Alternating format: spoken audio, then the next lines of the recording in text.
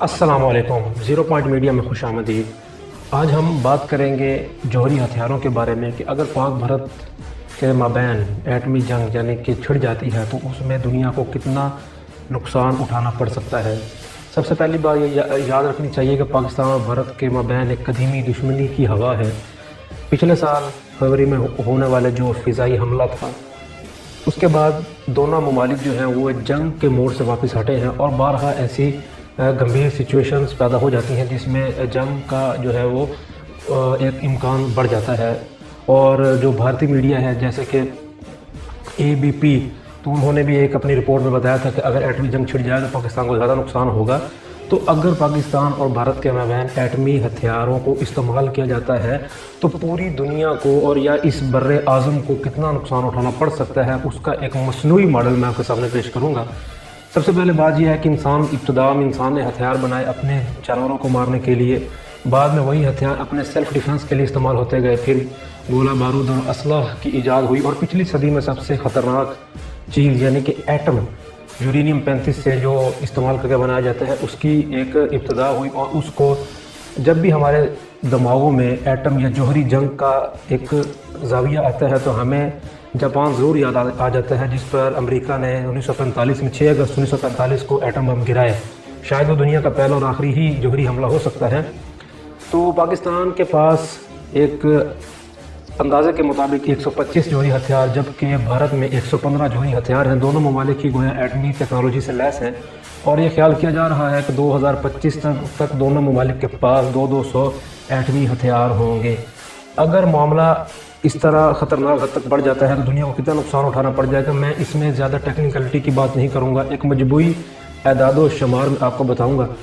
تو اگر پہلا یعنی کہ ایک 100 کلو ٹن کا ایک ہتھیار استعمال کیا جائے، جو کہ سن 1945 میں جاپان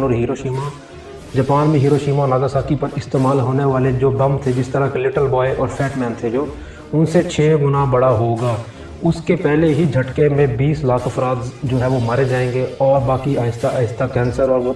دوسری تابکاری شعاعوں سے پیدا ہونے والی بیماریوں سے مر جائیں گے۔ اگر پوری ایک اس کا پلاٹ قائم کیا جائے تو ماہرین کے مطابق، جو جوہری ماہرین کے مطابق 12.5 کروڑ لقمۂ اجل بنیں گے، 12.5 کروڑ افراد لقمۂ اجل بنیں گے۔ جوہری جنگ، اگر کوئی بھی جوہری ہتھیار پھٹتا ہے تو اس کے 3 سٹیجز ہوتے ہیں۔ پہلے جھٹکے میں، جبکہ جو درجہ حرارت ہے یہ پہلے ہی 3 سیکنڈز میں سورج کے درجہ حرارت سے بھی 6 گنا بڑھ جاتا ہے، تو جو افراد ہوں گے، جو بندے ہوں گے جس علاقے میں وار ہیڈ گرایا جائے گا، وہ دھواں بن کر ویسے ہی اڑ جائیں گے۔ دنیا کا درجہ حرارت بہت زیادہ بڑھ جائے گا، اور اس حملوں میں جو کاربن ڈائی آکسائڈ یعنی کہ جو کاربن پیدا ہوگا، ایک ایٹمی حملے میں 36 کروڑ ٹن کا دھواں پیدا ہوگا، جو کہ آہستہ آہستہ زمین کے ارد گرد پھیل جائے گا فضا میں، اور سورج کی تپش کی وجہ سے جو درجہ حرارت اوورآل ہے وہ بڑھ جائے گا۔ سٹارویشن کس طرح ہوگی؟ کیونکہ جو ایٹمی حملے ہیں اس میں افراد کی تو جان جاتی ہے، ساتھ میں چرند پرند، نہریں، ہر چیز جو ہے وہ تباہی ان کی ہو جاتی ہے۔ تو سٹارویشن یعنی کہ قحط سالی ہو جائے گی۔ اگلے 10 سال تک کوئی بھی چیز اس دنیا میں یہ حملہ ہوگا، جس ایٹمی وار ہیڈ جہاں پر گرے گا، 10 سے 15 سال تک اس جگہ کی زمین کوئی ایک پودا بھی اگانے سے قاصر رہے گی۔ تو سب سے پہلے جب حملہ ہوتا ہے تو اس میں جو پہلا جھٹکا ہے، پہلے 3 سیکنڈ میں ہی 15 سے 20 لاکھ افراد اپنی لقمۂ اجل بنیں گے، اور باقی جو دوسرا اس کا طوفان ہوتا ہے وہ جب برستا ہے، اس سے جو تابکاری کے معاملات بڑھتے ہیں تو پھر آہستہ آہستہ اموات بڑھتی جاتی ہے۔ اموات بڑھنے کے باوجود بھی تابکاری کے جو اثرات ہیں وہ کافی عرصہ تک سامنے آتے رہتے ہیں، جبکہ جاپان کی مثال ہمارے سامنے ہے۔ تو اب یہ سوال پیدا ہوتا ہے، بھارت کی طرف سے اکثر یہ سوال پیدا کیا جاتا ہے کہ پاکستان پہلے بٹن دبائے گا، کوئی بھی ملک اس کا بٹن دبائے، کیونکہ ایٹمی ہتھیار جو ہے ان کا استعمال جنگ میں ایک آخری ہتھیار کے طور پر ہوتا ہے۔ کوئی بھی ملک اس کا بٹن دبائے، اس کی جو تباہی کا شکار پوری دنیا بن سکتی ہے۔ امریکی جوہری سائنسدانوں کے مطابق اگر دونوں ممالک میں جو جوہری ہتھیار ہیں ان میں سے 100 کا استعمال کیا جائے تو 1 مہینے کے اندر جو دنیا ہے پوری وہ سیاہ بادلوں میں تھم جائے گی، اور اگلے 50 سال تک کوئی ایک پھول بھی پیدا نہیں ہوگا، دنیا قحط سالی سے مر جائے گی۔ پہلے ہی جو حملہ ہوگا اس کے 3-4 سیکنڈ کے بعد جو افراد وفات پا جائیں گے، ان کے علاوہ بعد میں بھی کافی افراد کی جان جائے گی جو لقمہ اجل بن جائیں گے۔ اور اس کے بعد چند ہی سال گزرنے کے بعد دنیا کا درجہ حرارت چونکہ کاربن پھیل جائے گا اور جو سورج کی شعاعیں ہیں وہ زمین پر نہیں پہنچ سکیں گی، تو دنیا کا درجہ حرارت بہت زیادہ نیچے گر جائے گا، نقطہ انجماد سے بھی بہت نیچے پہنچ جائے گا۔ باقی جو افراد ہوں گے وہ سردی کا باعث وفات پا جائیں گے۔ تو یہ معاملات ہیں۔ جوہری جنگ خطرناک ایک معاملہ ہے۔ ہاں، اگر یہ کوئی بھی ملک ایٹمی حملہ کرتا ہے تو وہ دوسرے ملک کے جو زیادہ آبادی والے شہر ہوتے ہیں ان کو ہی ٹارگٹ بناتا ہے۔ اگر ہم لاہور کا ایک اندازہ اپنے دماغ میں لگائیں تو بھارت کبھی بھی یہ نہیں چاہے گا کہ وہ لاہور پر ایٹمی حملہ کرے، کیونکہ لاہور اس کی سرحدوں کے قریب پڑتا ہے۔ تو زیادہ آبادی والے شہر جو کہ اس کے بھارت کی جو باؤنڈری ہے سرحد سے اس سے دور بھی ہوں، وہ کراچی ہو سکتے ہیں، کیونکہ یہ ایک گنجان آباد علاقے ہے، ملتان کا علاقہ ہو سکتا ہے۔ تو یہ سارے معاملات ہیں۔ تو جو ایٹمی جو جنگ ہے یہ جنگ کا ایک آخری حل تو ہو سکتا ہے، لیکن ماہرین کے مطابق اگر ایٹمی جنگ چھڑتی ہے، چاہے وہ جنوبی کوریا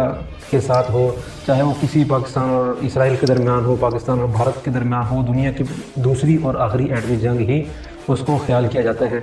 اسی لیے ہی جب بھی ایٹمی ہتھیاروں کا استعمال کی طرف سوچا جاتا ہے تو انٹرنیشنل پابندیاں جو ہیں وہ لاگو کر دی جاتی ہیں۔ بدیز اس کے جو دوسری جنگیں تھیں ہماری جو کہ سن 65 میں ہوئی، 47 میں ہوئی، ان میں گولہ بارود کا استعمال ہوتا تھا، جس سے افواج ہی زخمی ہوا کرتی تھی، جو کہ شہداء، جن کو ہم ہماری زبان میں شہداء ہم جن کو سمجھتے ہیں۔ لیکن اس میں دنیا کا صفایا کرنے والا ہی وہ ایک ایٹم ہے،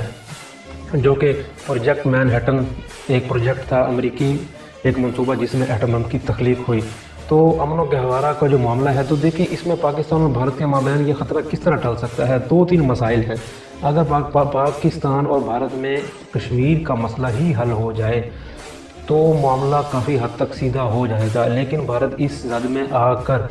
دھمکیاں دیتا ہے حملہ کرنے کی، اور اس کے باوجود بھی جو ہماری LOC پر فائرنگ ہوتی ہے وہ معاملات الگ سے رہتے ہیں۔ تو اکثر پاکستان پر یہ الزام بھی لگائے جاتے ہیں کہ ایٹمی ہتھیاروں کا بٹن پاکستان پہلے دبائے گا، حالانکہ ایسی بات نہیں ہے۔ لیکن اگر ہم پر حملہ ہوا، جیسا کہ آپ سنتے بھی رہتے ہیں، تو پاکستان یہ کبھی بھی نہیں چاہے گا کہ وہ اپنے ملک کو تباہ کروا لے اور اس کے بعد جو ٹیکنالوجی ہے وہ اس کا استعمال نہ کرے۔ تو دیکھا جائے تو یہ سیلف ڈیفنس کے لیے ہتھیار استعمال ہوتے ہیں، لیکن اس کے ساتھ ساتھ جو پوری انسانیت ہے، ان جوہری ہتھیاروں میں اتنی کہتے ہیں کہ شمتا، اتنی ان کی ایبلٹی ہے کہ یہ پوری دنیا کا ملیا میٹ کر سکتی ہیں۔ اگر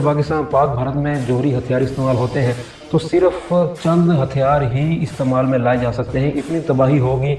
اتنے بندے لقمہ اجل بن جائیں گے، تابکاری کے اثرات اتنے زیادہ ہو جائیں گے کہ دوسرے جو ہمارے ہتھیار ہیں ان دونوں، چاہے وہ پاکستان ہے چاہے وہ بھارت ہے، دونوں ممالک کے پاس جو دوسرے ہتھیار ہیں ان کو استعمال کرنے کا ٹائم ہی نہیں ملے گا، چونکہ یہ ایک تابکاری کا معاملہ ہے۔ اس میں دوسرے حملوں کے باعث نقصان زیادہ ہوتا ہے۔ پہلے حملے میں افراد ہلاک ہوتے ہیں، پھر اس کے بعد جو بادل بنتے ہیں، پھر جو تابکاری کا جو ایک طوفان آتا ہے، جو آگ کا طوفان ہوتا ہے، تو یہ سارے معاملات ہیں۔ تو اس سے انسان کو بچنا ہی چاہیے، اور یہ معاملات جہاں پر بھی، چونکہ اب پاکستان ہو یا بھارت ہو، کوئی بھی ملک ہو، تو جو ان کے جوہری سائنسدان ہیں وہ دن رات اسی تیاری میں موجود رہتے ہیں کہ زیادہ سے زیادہ ترقی یافتہ میزائل اور یہ زیادہ سے زیادہ جو ہے وہ جوہری ہتھیار بنانے میں مصروف ہوں۔ تو ہماری اللہ سے دعا ہے کہ پاکستان اور بھارت کا مابین کبھی بھی یہ جوہری ہتھیاروں کا استعمال نہ ہو، کیونکہ دونوں ہمسایہ ممالک ہیں، اور جوہری ہتھیاروں کا نقصان کتنا ہوتا ہے اس کا اندازہ ہم جو جاپان کے 2 شہروں پر گرنے والے جو فیٹ مین اور لٹل بوائے سے اندازہ لگا سکتے ہیں، کہ جس میں آنن فانن 15 سے 20 کروڑ افراد جو ہے وہ ہلاک ہو گئے، جبکہ وہ ایٹم بم جو ہے وہ امریکن B-20 بومبر سے گرائے گئے، جبکہ یہاں پر جو میزائلوں کا استعمال ہوگا جو کہ ایٹمی ہتھیاروں کا ہوگا وہ اس سے کئی ہزار درجہ زیادہ خطرناک ہیں۔ تو سوچیں تباہی کتنی ہوگی، اس کا ایک مکمل تخمینہ لگانے سے انسان قاصر ہے۔ آپ کی کیا آراء ہے، آپ ہمیں کمنٹ سیکشن میں دے سکتے ہیں۔ ویڈیو پسند آئے تو ہماری ویڈیو کو ضرور شیئر کریں۔ السلام علیکم ورحمۃ اللہ وبرکاتہ۔